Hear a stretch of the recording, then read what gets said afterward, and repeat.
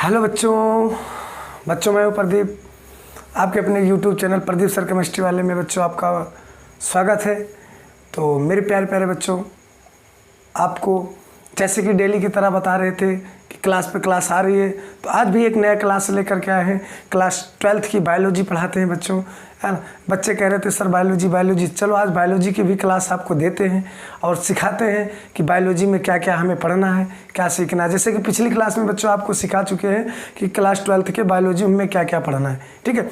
उसी तरह से हम लोग क्या करेंगे, आज कुछ सिलेबस के अंतर्गत चलते हैं। हम लोग चैप्टर में स्टार्ट करते हैं, है ना। जो हमारा चैप्टर, उस चैप्टर के अंदर चलेंगे कि 12th की बायोलॉजी में क्या क्या पढ़ना है, ठीक है ना। तो चलिए प्यारे प्यारे बच्चों, है ना, हम स्टार्ट करते हैं अपनी बायोलॉजी, ठीक है। बायोलॉजी स्टार्ट करते हैं। और जब बायोलॉजी क्लास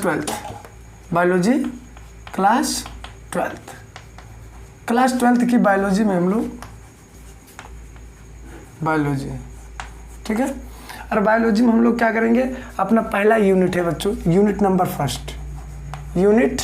फर्स्ट, जिसको हम लोग बोलते हैं क्या, जनन, है ना। यूनिट फर्स्ट को जनन कहते हैं। इन्हीं को हम लोग क्या कहते हैं बच्चों, रिप्रोडक्शन कहते हैं। क्या कहते हैं, रिप्रोडक्शन। अब इस जनन के अंतर्गत हमें चैप्टर फर्स्ट है, क्या बच्चों, चैप्टर फर्स्ट हमारा है कि सर जीवों में जनन, ठीक है। ये क्या भैया, जीवों में जनन। अब इसको हम लोग क्या कहते हैं, रिप्रोडक्शन इन ऑर्गेनिज्म, या ऑर्गेनिजम्स कह सकते हैं, ऑर्गेनिजम्स, ठीक है। रिप्रोडक्शन इन ऑर्गेनिजम्स, इस तरह से भैया हमारा ये यूनिट नंबर फर्स्ट है। अब यूनिट नंबर फर्स्ट अपना चैप्टर नंबर फर्स्ट देखेंगे। चैप्टर नंबर, तो बच्चों हम लोग जीवों में जनन देखते हैं कि जीवों में जनन में क्या है। ये अपना चैप्टर फर्स्ट है, आप लोग चैप्टर फर्स्ट स्टार्ट कर लेंगे, जीवों में जनन, है ना। तो पहले भैया यहाँ से आ गया कि सर जीवों में जनन, ये एक चीज़ शब्द आ गया जनन, क्या कहते हैं बच्चों, जनन। और इसी जनन को हम लोग क्या कहते हैं, रिप्रोडक्शन, है ना, रिप्रोडक्शन, ठीक है। तो रिप्रोडक्शन क्या होता है, तो बच्चों ये क्या है, ये जनन या रिप्रोडक्शन कहते हैं। तो ये हमारा भाई यूनिट है। यूनिट में बच्चों क्या करता है, कोई बात आ जाती है जब यूनिट स्टार्ट किया जाता है, तो उसमें कहते हैं कि भाई थोड़ा सा एक शब्द आता है ना, कि भाई कोई मान लीजिए जनन करने के लिए कोई जीव आया, अब वो जीव कैसे आया, है ना। और ये जनन होता क्या है, जनन एक क्या है, एक जैविक प्रक्रम है ना। ये जीवों में चलता रहता है, ठीक है। तो लेकिन वो करते क्या है, कब तक करते हैं, ये भी तो हो सकता है ना सर, कि जो जीव आया वो रिप्रोडक्शन कब तक करेगा, है ना। तो उनको करने के लिए इनके से एक शब्द आता है क्या, जीवन काल आता है बच्चों। एक छोटी शेडिंग होती है क्या, जीवन काल, है ना। इसी को क्या कहते हैं सर, लाइफ स्पेन कहते हैं, लाइफ स्पेन, ठीक है। क्या कहते हैं बच्चों, लाइफ स्पेन कहते हैं, है ना। तो जीवन काल क्या होता है सर, जीवन काल क्या होता है, तो जीवन काल क्या होता है बच्चों, किसी जीव को या का जन्म से लेकर मृत्यु तक, प्राकृतिक मृत्यु तक के समय को जीवन काल कहते हैं, या समय या अवधि मान सकते हैं बच्चों, आप यहाँ पे कह सकते थे जीवन काल कहते हैं, लाइफ स्पेन कहते हैं। अगर आपसे पूछा जाए तो लाइफ स्पेन क्या होता है बच्चों, तो लाइफ स्पेन क्या होता है बच्चों, क्या कहोगे कि सर किसी जीव का जन्म से लेकर के कहाँ तक के बच्चों, जन्म से लेकर के, है ना, उसके प्राकृतिक मृत्यु तक के समय को क्या कहा जाता है, जीवन काल कहते हैं, है ना। तो क्या इंग्लिश में क्या कहोगे कि द पीरियड फ्रॉम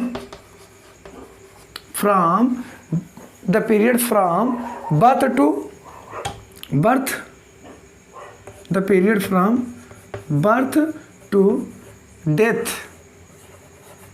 मतलब कह सकते हैं ऐसे कि हम लोग बच्चों कह सकते हैं कि हमारा क्या होता है, लाइफ स्पेन क्या होता है, कि the period from to natural birth, sorry क्या लिखिए यहाँ पे, the period from birth to natural death, यहाँ पे लिख लो नेचुरल, थोड़ा से प्राकृतिक है ना बच्चों, तो नेचुरल डेथ,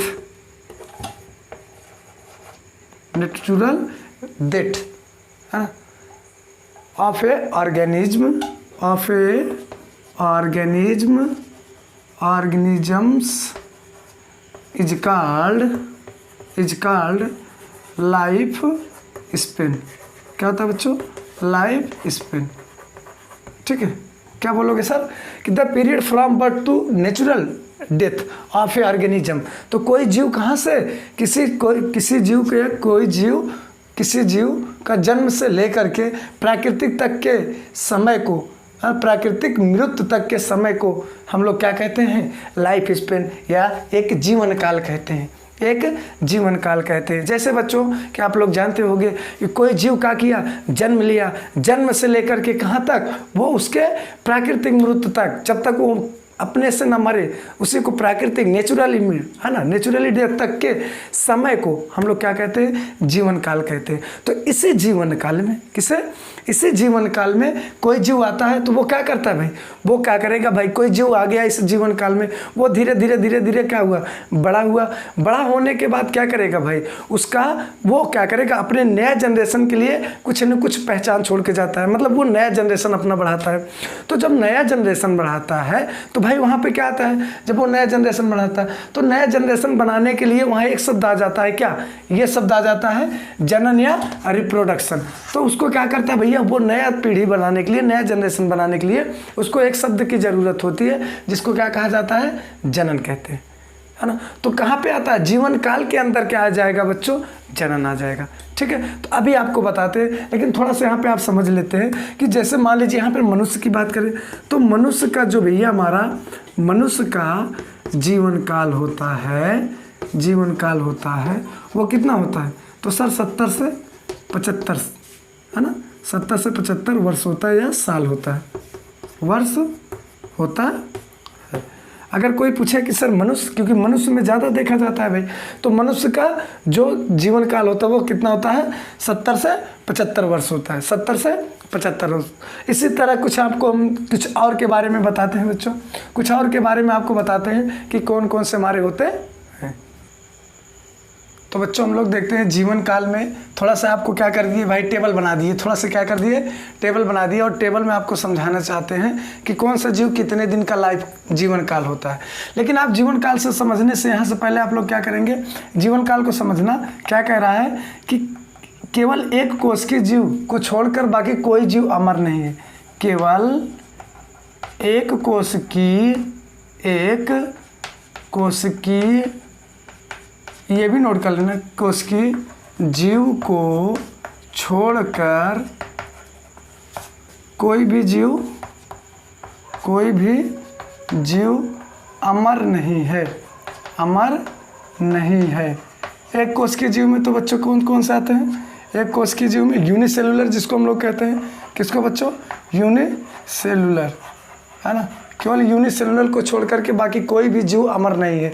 तो एक कोष की मतलब जैसे आप लोग वायरस बैक्टीरिया सुने होंगे, वायरस, या हम लोग ऐसे समझ लेते हैं। एक कोष की का मतलब यहाँ पे समझ सकते हैं बच्चों, है ना। जैसे कि मुनेरा, है ना, क्या होता है? मुनेरा और प्रोटिस्टा, है ना। ये मुनेरा में क्या कहता है भैया? जैसे हम लोग के क्या आता है? जीवाणु आता है, जीवाणु, बैक्टीरिया, ठीक है ना, जीवाणु आता है। और प्रोटिस्टा में क्या आता है?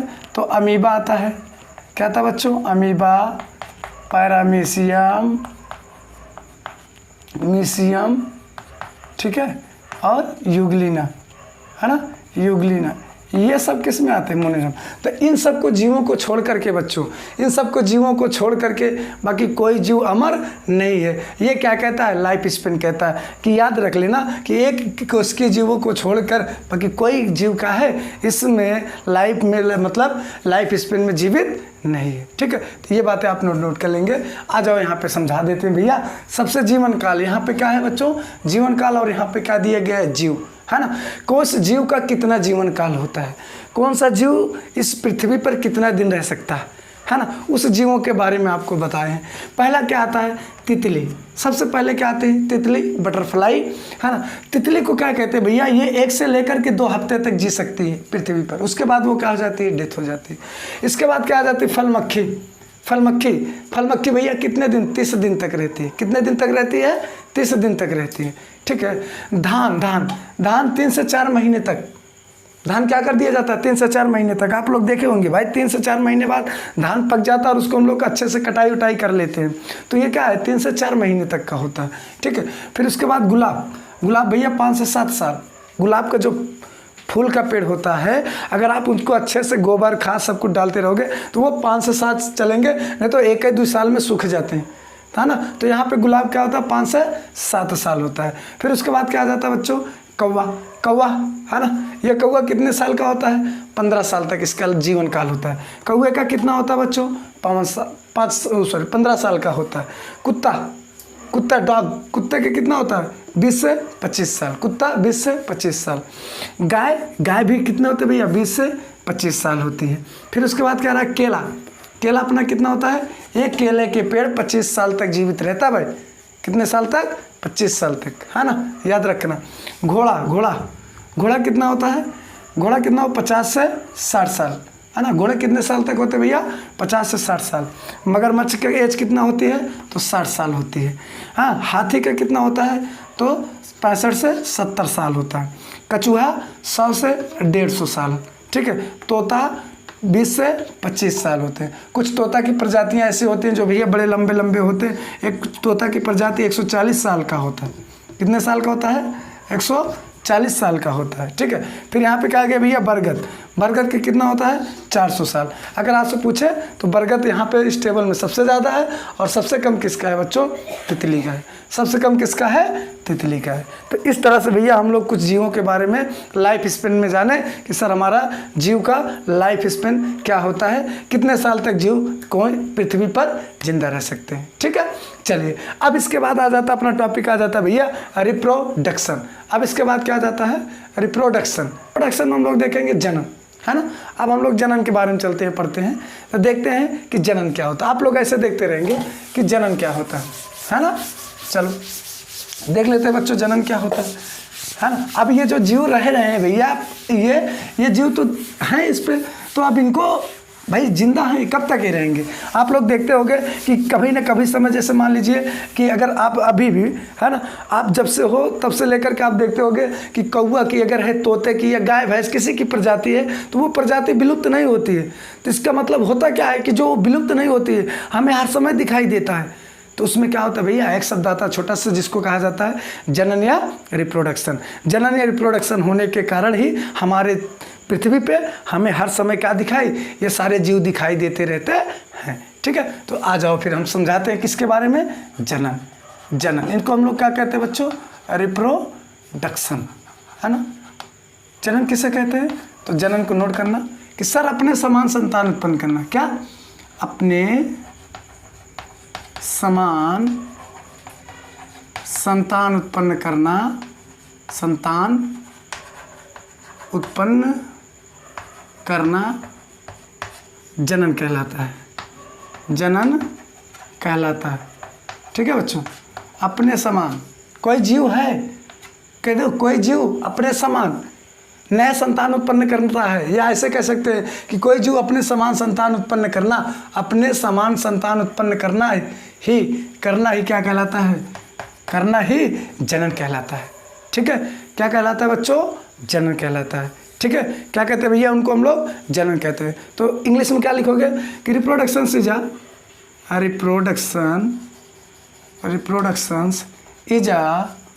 Process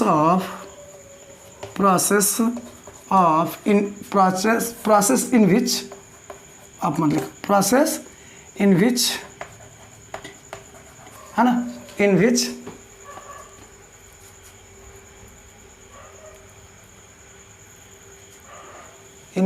an organisms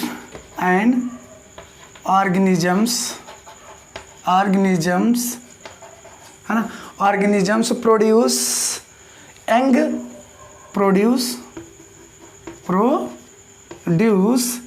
young one या इसी को बच्चों हम लोग क्या लिख सकते हैं?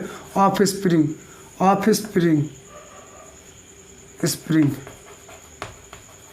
ठीक है। ऑफस्प्रिंग, है ना। इसको हम लोग क्या कहते हैं भैया? ऑफ स्प्रिंग, है ना, यहाँ पे एक ऑफ स्प्रिंग, इनको क्या कहते हैं, ऑफ स्प्रिंग, जिसको हम लोग, है ना, offspring similar to its self, similar to itself, it is called, है ना, इट इज कॉल्ड रिप्रोडक्शन। क्या बोलोगे बच्चों कि reproduction is a process in which, मतलब रिप्रोडक्शन वह प्रोसेस होता है in which an organism produce young one, मतलब एक ऑफ स्प्रिंग, मतलब ऑफ स्प्रिंग का मतलब क्या होता है, संतति होता है। ऑफ स्प्रिंग का मतलब क्या होता है बच्चों, संतति होता है। Offspring similar to itself, है ना, सिमिलर टू इट सेल्फ, और वो क्या करते हैं, अपने समान बनाते हैं। तो ऐसे को हम लोग क्या कहते हैं, ऐसे को क्या कहते हैं, रिप्रोडक्शन कहते हैं। इसी को क्या कहा जाता है बच्चों, रिप्रोडक्शन कहा जाता है ना। इन्हीं को हम लोग क्या कहते हैं भैया, रिप्रोडक्शन कहते हैं। ये दो प्रकार से होते हैं, यहाँ पे नोट करना बच्चों, ये दो प्रकार से होते हैं, ये दो प्रकार से होते हैं।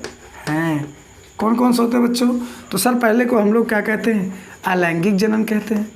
पहले को क्या कहते हैं, अलैंगिक जनन, और दूसरे को क्या कहते हैं सर, लैंगिक जनन, दूसरे को लैंगिक जनन, है ना। इसको क्या कहते हैं, एसेक्सुअल रिप्रोडक्शन, एसेक्सुअल रिप्रोडक्शन, और दूसरे को क्या कहते हैं भैया, सेक्सुअल रिप्रोडक्शन, सेक्सुअल रिप्रोडक्शन, ठीक है। क्या कहते हैं भैया, दो टाइप्स होते हैं, कौन कौन से होते हैं, पहला अलैंगिक जनन होता है और दूसरा लैंगिक जनन होता है। पहले को हम लोग सेक्सुअल रिप्रोडक्शन कहते हैं, सॉरी ये सेक्सुअल रिप्रोडक्शन कहते हैं, और दूसरे को सेक्सुअल रिप्रोडक्शन कहते हैं, है ना। तो हम लोग क्या करते हैं, इसमें एक एक क्रम से सीखते हैं बच्चों, एक एक क्रम से सीखते हैं। क्या सीखना है देखना, पहले हम लोग समझ लेते हैं कि अलैंगिक जनन क्या होता है, एसेक्सुअल रिप्रोडक्शन क्या होता है, ठीक है। क्या कहोगे, एसेक्सुअल रिप्रोडक्शन के सर, जिसमें एक जनक की आवश्यकता होती है, एक जनक की आवश्यकता होती है, सिंगल पेरेंट्स आवश्यकता होती है, ठीक है।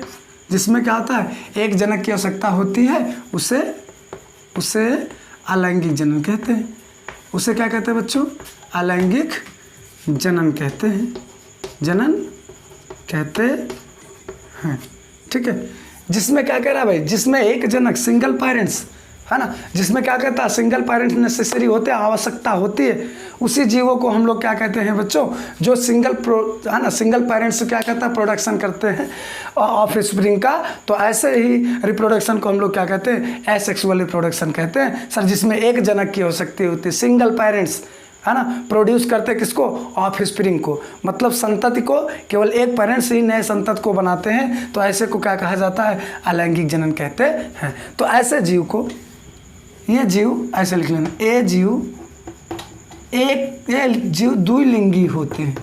ये जीव क्या होते हैं बच्चों, द्विलिंगी होते हैं, मतलब सर द्विलिंगी, मेल और फीमेल का पार्ट दोनों एक ही जीव में रहता है। क्या रहता है बच्चों, मेल और फीमेल का पार्ट एक ही में रहता है। जैसे में क्या आएंगे, वही जैसे हमारे भैया आ जाएंगे मुनेरा,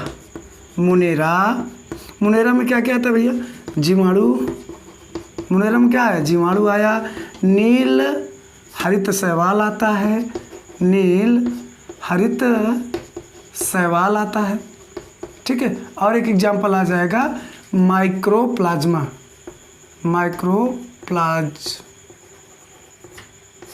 है ना, ये ठीक है।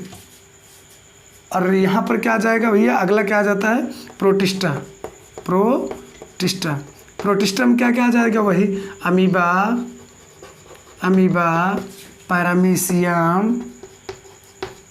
पैरामीशियम और यूग्लिना आदि, है ना। ये सब किस में आ जाते हैं भैया, ये सब किस में आ जाते हैं, ये सारे के सारे किस में आ जाते हैं, अलैंगिक जनन में होते हैं, है ना। किस में होते हैं बच्चों, अलैंगिक जनन में होते हैं, ठीक है, या हम लोग ऐसे कह सकते हैं कि अलैंगिक जनन जो बनते हैं वो एक कोशिकीय जीव होते हैं। सिंपल से समझ लो, अलैंगिक वाले क्या होते हैं भैया, एक कोशिकीय जीव कहला सकते हैं, क्योंकि अभी आप एक कोशिकीय में भी सर यही एग्जाम्पल लिखे थे। तो अलैंगिक जनन वाले क्या होते हैं जीव, एक कोशिकीय होते हैं, सिंगल कोशिका से बने होते हैं और सिंगल में सब खत्म, है ना। तो ये क्या करते हैं भैया, और इनको क्या कहा जाता है, एक शब्द और समझ लेना कि क्योंकि ये भी आपके क्या है, काम का चीज़ है। काम का चीज़ क्या कह रहा है भैया कि जैसे मान लीजिए हमारा अमीबा है। अमीबा क्या है, यहाँ पे देखो एक अमीबा है, ये अमीबा है, इसका अंदर क्या भैया, डीएनए, यहाँ पर क्या है, डीएनए। ये अमीबा अपने डीएनए को क्या कर लेता है, कुछ यूँ भाग में क्या कर लेता है भैया, काट लेता है, ये यहाँ से, है ना, अपने डीएनए को क्या कर लेगा, काट लेगा, है ना, मतलब विभाजन कर लेता है अपने डीएनए को यहाँ से बीच से, है ना। फिर अगले स्टेप में क्या कर लेगा, अगले स्टेप में आप देख लो कि क्या कर लेगा सर, दो नए नए डीएनए का फॉर्मेशन कर लेता है, दो नए डीएनए का फॉर्मेशन कर लेता है। आप यहाँ से समझा सकते हैं कि सर अलैंगिक का मतलब क्या होता है। यहाँ से देखो, एक डीएनए था, इसको हम लोग पैरेंट्स बोलते हैं, जनक। क्या कहते हैं बच्चों, पैरेंट्स, या इसी को क्या बोला जाता है, जनक। और इसको क्या कहते हैं, डाटर, डाटर, डाटर, है ना। डाटर मतलब जिसको हम लोग क्या कहते हैं, पुत्री, है ना, किसका, पुत्री बनाता है, पुत्री कोशिका, है ना, सुने होगे आप लोग, पुत्री कोशिका, है ना, डाटर कोशिका का निर्माण कर लेता है। तो भैया यहाँ पर क्या आता है, यहाँ पर, है ना, तो इसका मतलब क्या हुआ सर, ये जो बताया आप पहले इसको समझो सर ना। यहाँ क्या हुआ कि देख रहे हो, जैसे पेरेंट्स बना वैसे, जैसे पेरेंट्स था वैसे इनका ये जो पुत्री बनी, मतलब डाटर सेल्स बना, है ना, डाटर न्यूक्लियाई, जैसे इनका पेरेंट्स का न्यूक्लियाई था उसी तरह क्या करता है इसका डाटर न्यूक्लियाई। देखिए ये भाई डीएनए जो होते हैं, डीएनए हमारे क्या होते हैं, दो जगह पाए जाते हैं, एक न्यूक्लियस में भी पाए जाते हैं डीएनए, और एक क्या कहाँ पाए जाते हैं, केंद्रक, केंद्रक में भी पाए जाते हैं, और कहाँ पे पाए जाते हैं, ये डीएनए जो कह रहे हैं ना, डीएनए, है ना, माइटोकॉन्ड्रिया से भी, है ना, कहाँ से, माइटोकॉन्ड्रिया में भी पाए जाते हैं, और कहाँ पे पाए जाते हैं, केंद्रक में भी पाए जाते हैं। लेकिन क्या होता है भाई, जो डीएनए होता है वो पेरेंट्स का सेम देखिए, पेरेंट्स जो होते हैं उनमें थोड़ा ना कुछ क्या रहता है, आपको अंतर दिखेगा, चाहे आपको थोड़ा ही पॉइंट दिखेगा, लेकिन कभी भी डीएनए प्योर पेरेंट्स का नहीं होता है, याद कर लो, ठीक है, प्योर पेरेंट्स का नहीं होता है, ठीक है। किसमें, अभी आपको अलैंगिक वाले में बताएंगे, लेकिन इसमें तो क्या है भाई, सेम होता है, इसमें क्या होता है, सेम होता है। तो सेम होने के कारण बच्चों इनको एक शब्द बोला जाता है, जिसको ऐसे जीव को क्या कहा जाता है, इस प्रकार के जीव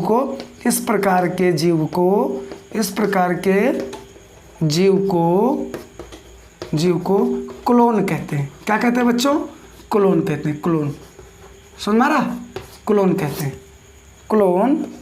हैं। ये आपको पूछ सकता है कभी कभी, एक नंबर माता भैया क्लोन क्या होते हैं सर, क्लोन, तो क्लोन क्या कहोगे, सिंपल से शॉर्टकट में बोलना कि सर क्या होते हैं, अलैंगिक जनन वाले या एसेक्सुअल रिप्रोडक्शन के सभी जीवों को क्या कहा जाता है, क्लोन कहा जाता है। क्यों, क्योंकि सर ये अपने पेरेंट्स के फोटो कॉपी होते हैं। क्या होते हैं बच्चों, फोटो कॉपी होते हैं, या कह सकते हैं कि फोटो मतलब हूबहू ऐसे, जैसे इनका पेरेंट्स होगा सेम वैसे क्या होते हैं, उनके बच्चे होते हैं, उनसे जो संतानें बनती हैं वो संतानें होती हैं, जैसे उनका पेरेंट्स होता है वैसे उनके क्या होते हैं, संतानें होते हैं। तो इसीलिए इनको हम लोग क्या कहते हैं बच्चों, एक शब्द में बोलते हैं, क्या, क्लोन कहते हैं। तो एक नंबर में आप इसको याद रखेंगे कि क्लोन क्या होता है, और बार बार पूछा जाता है कि क्लोन किसे कहते हैं, क्लोन किसे कहते हैं, ठीक है ना। तो चलिए, इस तरह से हमारा था क्या भैया, अलैंगिक जनन, अलैंगिक जनन, आप बच्चे नोट कर लेंगे। अब हम आपको बताते हैं लैंगिक जनन, किसके बारे में बताते हैं, लैंगिक जनन। चलिए दूसरा पॉइंट नोट करेंगे, लैंगिक जनन। दूसरा पॉइंट नोट करेंगे क्या बच्चों, लैंगिक जनन। फटाक से आप लोग नोट कर लेंगे, लैंगिक जनन, है ना। आपको पता है कि अलैंगिक आप समझे, अब दूसरा क्या करोगे सर, लैंगिक जनन। क्या होता है दूसरा बच्चों, लैंगिक जनन, ठीक है। इसी को बोलते हैं क्या, सेक्सुअल रिप्रोडक्शन, ठीक है, सेक्सुअल रिप्रोडक्शन, है ना। क्या कहते हो सर, जिसमें दो जनक की आवश्यकता होती, दो जनक की आवश्यकता होती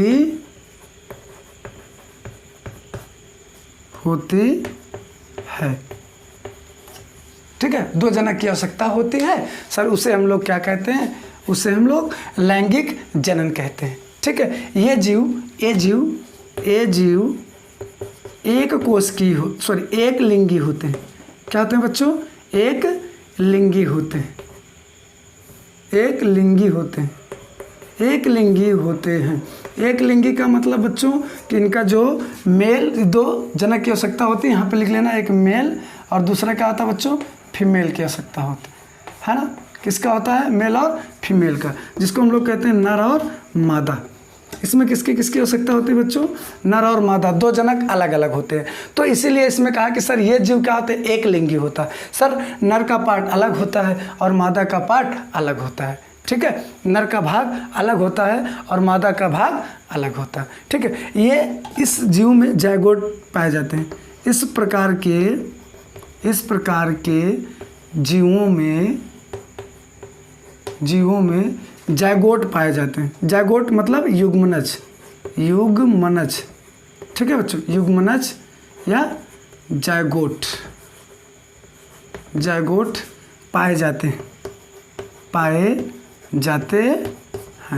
इसमें क्या पाया जाता है, युग्मनज या जायगोट होते हैं। तो भैया यहाँ पर क्या आता है, 2 होते हैं, एक मेल होता है और एक फीमेल होता है। एक क्या होता है, एक मेल होता है और ये क्या होता है, फीमेल होता है। तो मेल और फीमेल, तो मेल का भाई का कौन सा पार्ट होता है, देखिए यहाँ पे 2 जनक हो गया, आपको समझ में आ गया कि सर 2 जनक की आवश्यकता होती है।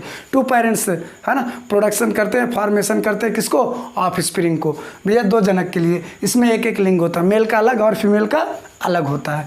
जीवों में इसमें क्या करता है, युग्मनज या जायगोट की आवश्यकता होती है, या कह सकते हैं कि जायगोट पाया जाता है। ठीक है, जायगोट बनाते हैं। ऐसे प्रकार के जीव क्या बनते हैं, जायगोट का फॉर्मेशन करते हैं। लेकिन वो जीव एक लिंगी वाले जायगोट का फॉर्मेशन नहीं करते थे। चलिए, तो यहाँ पे हम लोग क्या समझेंगे बच्चों, नर और मादा भाग, है ना। तो आ जाओ हम समझाते हैं, क्योंकि सर 2 जनक की आवश्यकता कह रहा है। किसका कह रहा है बच्चों, 2 जनक की आवश्यकता कह रहा है। तो यहाँ पर हम लोग चलेंगे किसका, नर और मादा की बात करते हैं। ठीक है, इसको मेल कहते हैं और इसको क्या कहते हैं बच्चों, फीमेल कहते हैं। मेल एंड फीमेल की बात करते हैं, नर और मादा की बात करते हैं। किसकी बात करते हैं, नर और मादा की बात करते हैं। ठीक है, आ जाओ समझाते हैं हम आपको नर और मादा के बारे में। ठीक है, किसके बारे में, नर और मादा के। तो भैया नर और मादा क्या करते हैं, आपको पता होगा कि सर बचपन से सुनते आए हैं कि सर नर जो होते हैं उसमें 46 गुणसूत्र होते हैं। इसमें कितना होता है भैया, इसमें भी 46 क्या होते हैं, गुणसूत्र होते हैं। गुणसूत्र होते हैं। कितने गुणसूत्र होते हैं, 46। इसी को हम लोग क्या कहते हैं, क्रोमोजोम्स कहते हैं, क्रोमोजोम्स। कितना सर, मेल में भी 46 होता है, फीमेल में भी 46 होता है। सर मेल में भी 46 होता है, फीमेल में 46 होता है। तो कभी आप लोग ये सोचे होंगे, अच्छा आप ही बताइए भैया, मान लीजिए हम हैं और जो जितने आदमी होते हैं, आदमी मेल फीमेल की बात करें तो यहाँ पे मनुष्य की बात करते हैं, ह्यूमन में जो होता है भाई, सारे ह्यूमन में क्या होता है, 2n कोशिकाएं पाई जाती है, जिसको कहा जाता है डिप्लॉइडी, द्विगुणित। क्या होते हैं, द्विगुणित कोशिका होती है। तो हमारे शरीर के अंदर कौन सी कोशिका होती है सर, 2n कोशिका होती है ना। तो कहा जाए तो इसके अंदर क्या रहती है बच्चों, 2n कोशिका। सर इसके अंदर भी 2n कोशिका रहती है, सुन पा रहा है ना, कितनी कोशिका रहती है सर, इसके अंदर भी 2n रहती है और इसके अंदर भी 2n। अच्छा कभी आप लोग ये सोचे होंगे, है ना, कि जैसे मान लीजिए कोई एक मेल था, एक फीमेल था, एक मेल और एक फीमेल दोनों आपस में क्या किए, रिप्रोडक्शन किए, जनन किए, है ना। जब दोनों एक दूसरे से आपस में मिले तो कभी आप देखे होंगे कि जो मेल का पार्ट होता है भाई, मेल का पार्ट होता है, उसको हम लोग कहते हैं वृषण, है ना। क्या कहते हैं भैया, वृषण, इंग्लिश में टेस्टिस,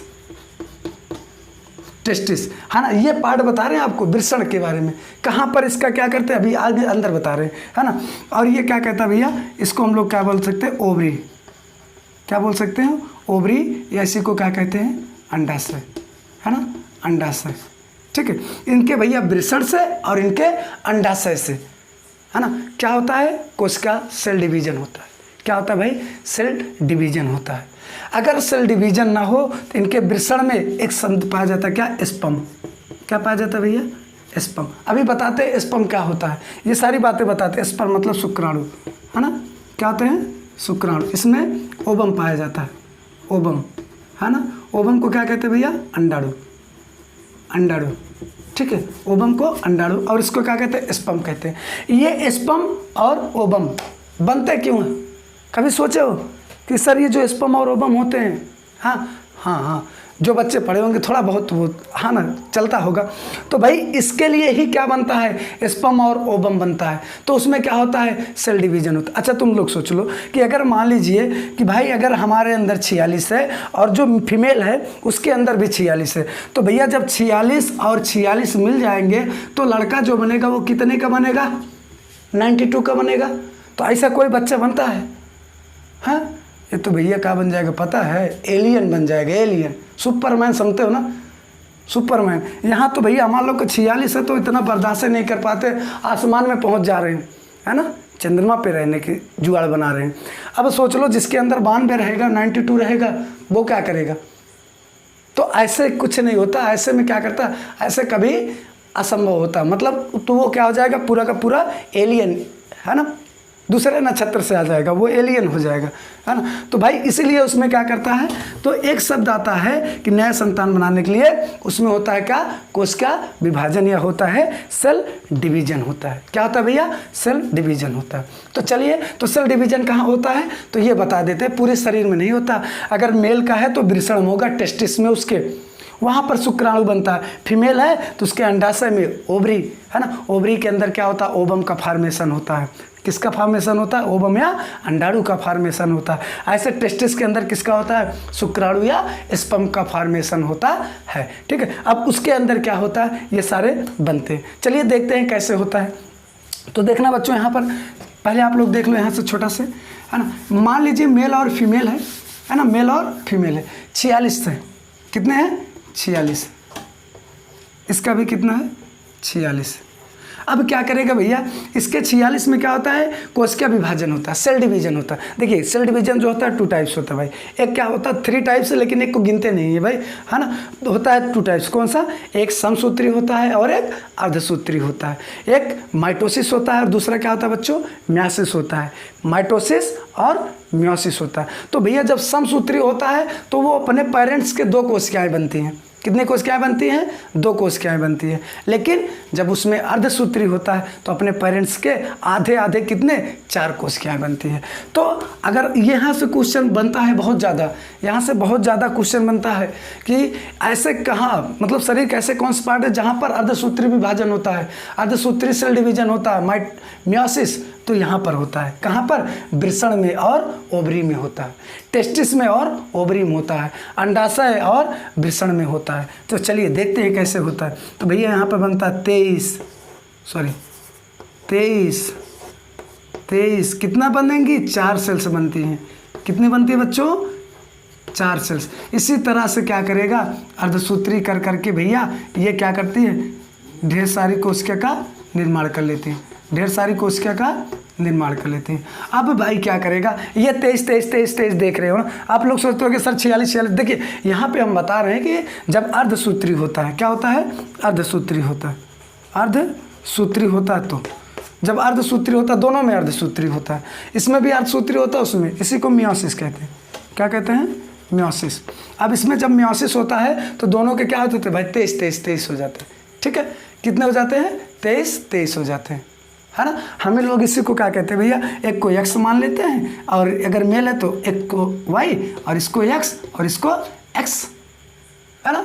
अब क्या करता है, यहीं से समझ लो, यहीं से थोड़ा सा और आपको बात आगे बता देते हैं कि जब ये x और इस x से मिल जाएगा, एक x मेल का मिलेगा, एक x फीमेल का, तो कितना है, 23 और 23 कितना बना भाई, 46 बना। कितना बना बच्चों, 46, है ना। लेकिन ये भी x है और ये भी x है, इसका मतलब ये क्या बनेगी, लड़की बनेगी। क्या बनेगी, लड़की या फीमेल बनेगी, है ना।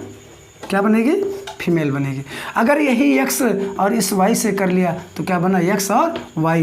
तो भाई इसका भी 23 और इसका भी 23, कितना हो गया, 46 हो गया। तो नया बना कौन सा, 46 का। तो ये क्या बनेगा, लड़का बनेगा। क्या बनेगा, लड़का, यानी मेल बनेगा। कुछ आ रही बात समझ में।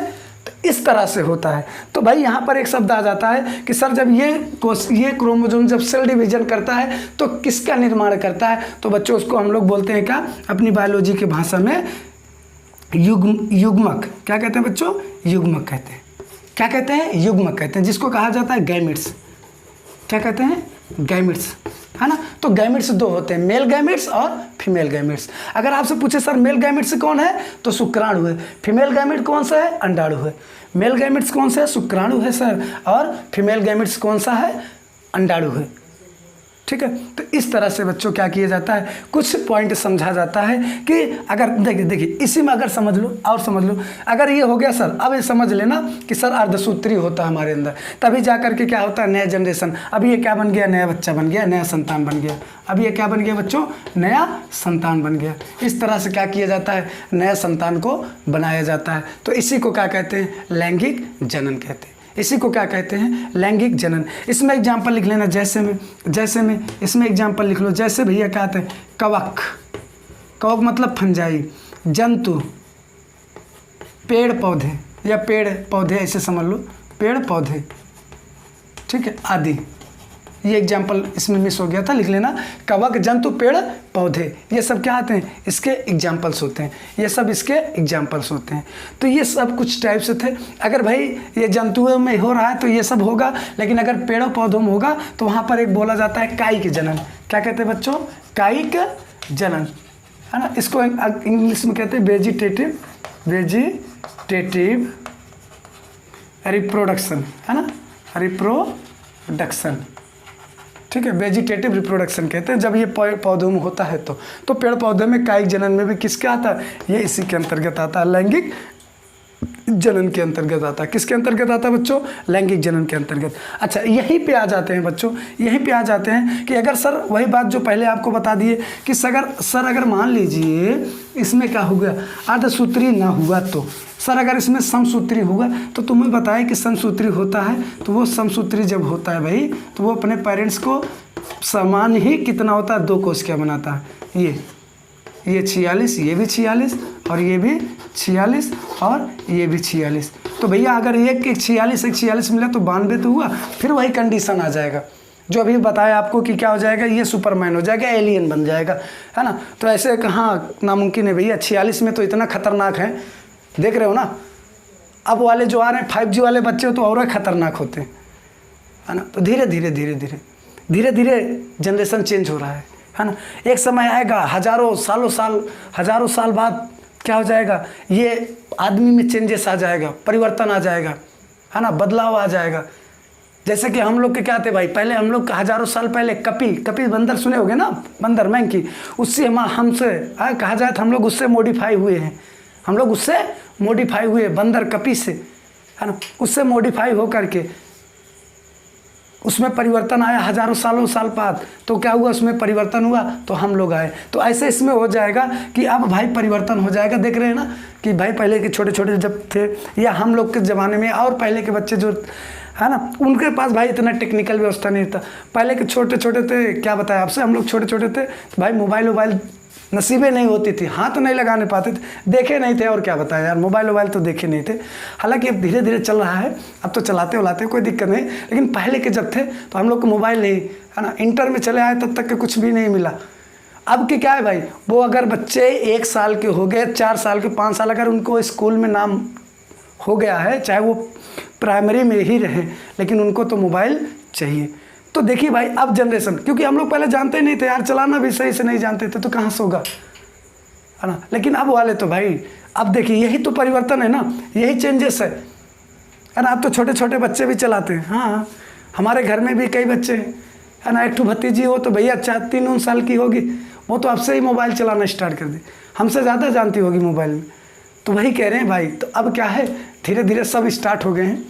हाँ, तो भाई यही है परिवर्तन। तो ऐसे हजारों सालों बाद क्या आ जाएगा, परिवर्तन आएगा कि जिससे क्या हो जाएगा, फिर मानव भी मॉडिफाई हो जाएगा किसी और में, है ना, टेक्निकल में अच्छे से, है।